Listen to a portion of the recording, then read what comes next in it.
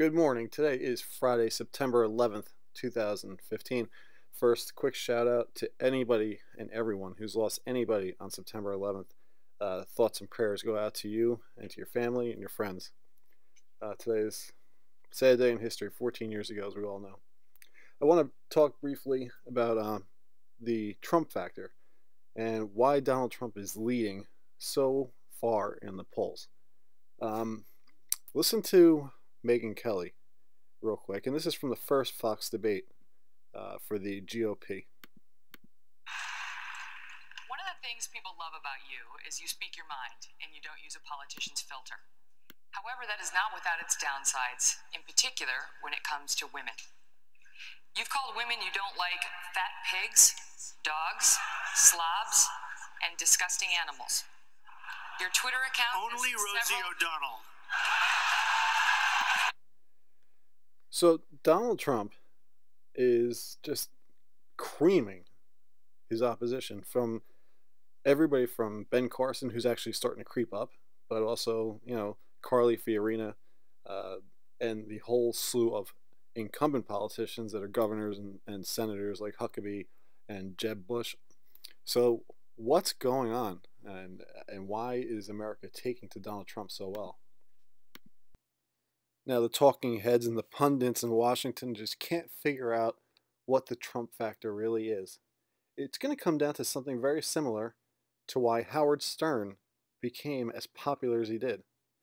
And keep in mind that the people that listened and put Howard Stern as the #1 radio personality for over about, two and a half, 3 decades now, these are the same people that are looking at Donald Trump. Here's a scene from the movie Private Parts as to why people listen, including those that don't like him. The average radio fan listens for, are you ready for this? An hour and 20 minutes. How can that be? Answer most commonly given, I want to see what he'll say next. All right, okay, fine, but what about the people who hate Stern? Good point. The average Stern hater listens for 2.5 hours a day. Look, but if they hate him, why do they listen? Most common answer, I want to see what he'll say next.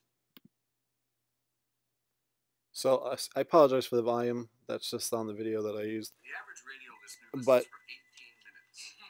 The average Howard Stern fan listens for, are you ready for this? An hour and 20 minutes.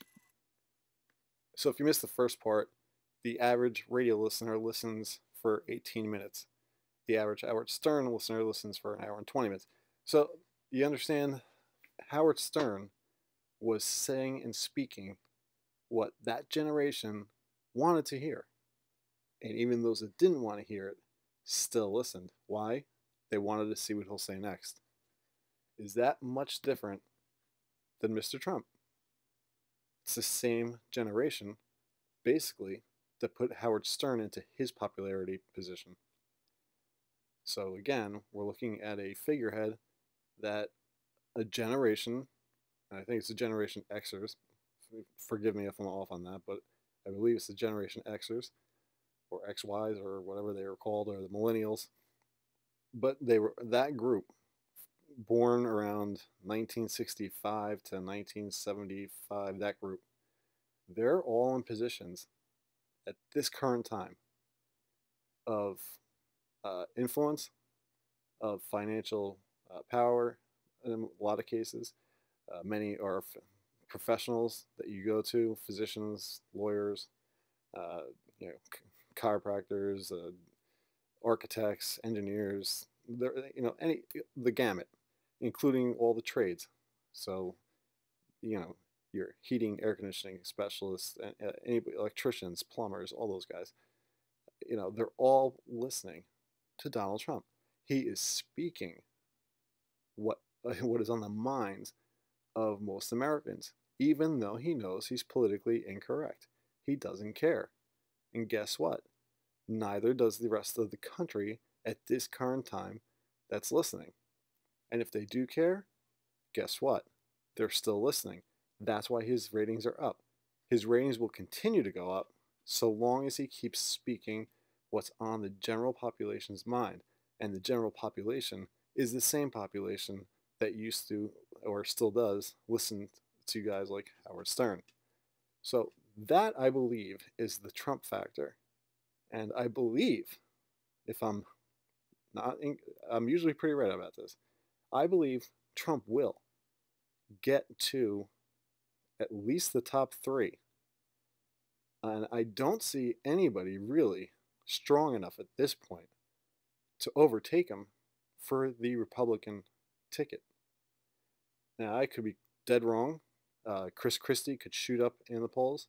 Chris Christie is another strong personality, and he actually answers questions very well under the gun.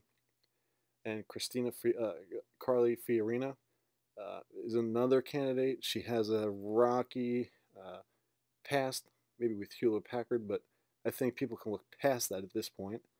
And the only incumbent candidate I could possibly see, would be Ted Cruz. I don't know that he'll make it as far, but he may. So those are people to look for in the Republican side. As far as Democratic side goes, they don't have a prayer. Hillary Clinton is just impossibly embedded with the email scandal. That's only getting worse. Trey Gowdy is going to be interviewing her on October 22nd under subpoena, under oath. She has to testify. So there's a lot of things going on that I could be doing tons of videos on, but the information is just too scattered right now, too fractured for me to even put out a video, because I don't like putting out videos that are not factual. So I'm not going to put out a hypothetical at this point.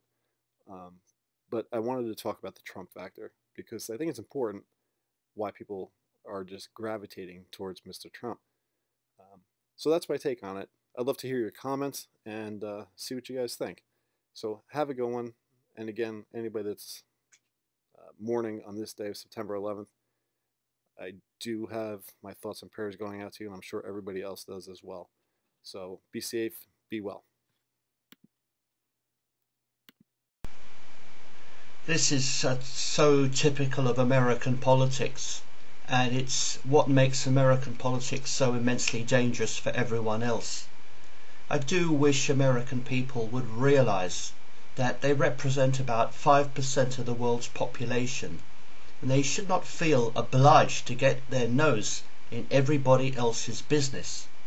So here we have Donald Trump, the celebrity TV personality and New York property tycoon, accusing Obama of bowing to Putin and failing on Ukraine. Now, with the best will in the world, what the fuck has Ukraine got to do with America? You're already interfering in Venezuela, in Cuba, in Libya, in Iraq, in Syria, and Afghanistan, in Korea, all over the world, and yet for some odd reason you seem to take a vested interest in what goes on in America, in Ukraine. Now please, Trump, would you do me a favour? If you want to be US President, would you please focus on America and don't interfere and don't get involved in Israel and places like that and the Palestinian. You're not an honest man.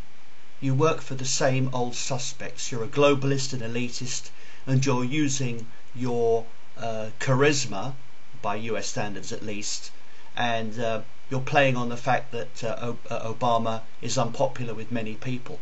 However, on this Iran issue at least, although it's unfair to Iran because it always puts them on the defensive. I mean, after all, Israel has nuclear weapons and nobody seems to mind that. You know, I actually feel that Trump is a dangerous maverick and a threat to peace. And so even though I don't like Obama at all, the idea that Trump would be better, I'm making my appeal to white patriots and people who like peace. If you're anti-Zionist, you can't vote for Trump. If you're pro-peace, you can't vote for Trump. 4 years ago, I thought Ron Paul would have done a good job.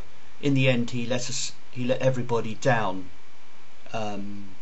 They're all, unfortunately, every prominent US politician is bought and paid for, as George Carlin said. If you look at his very funny That's why I don't vote. In fact, funnily enough, I got a letter through the post warning me that unless I register to vote, I may get a £1,000 fine. I don't want to vote. I'm not going to vote. So why would I need to register for something I don't want? There's no point in voting in Britain, and unfortunately, there's really no point in voting in America either, because honestly, there's no one worth voting for.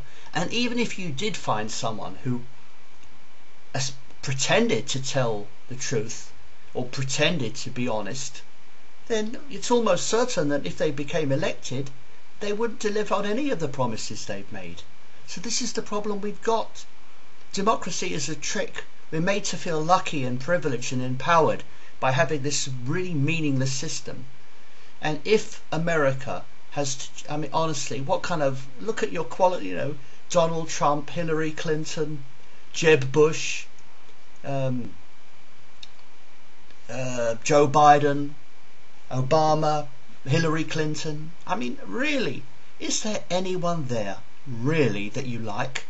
I just see a whole load of real sad, useless, money-grubbing, warmongering elitists who don't give a shit about anyone of any race.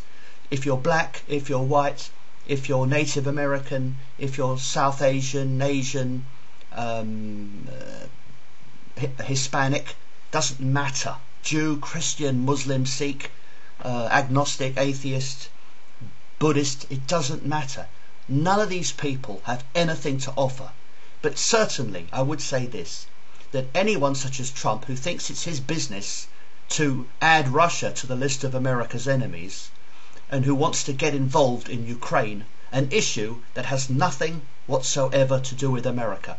If Ukraine wants to have a war with Russia, then let them do so, but let them do so alone. Let's not antagonize Russia. Russia is a friend of ours. I like Russia, and I like Putin, and I certainly prefer Putin to Poroshenko, Netanyahu, Cameron, or Obama, or Donald Trump for that matter.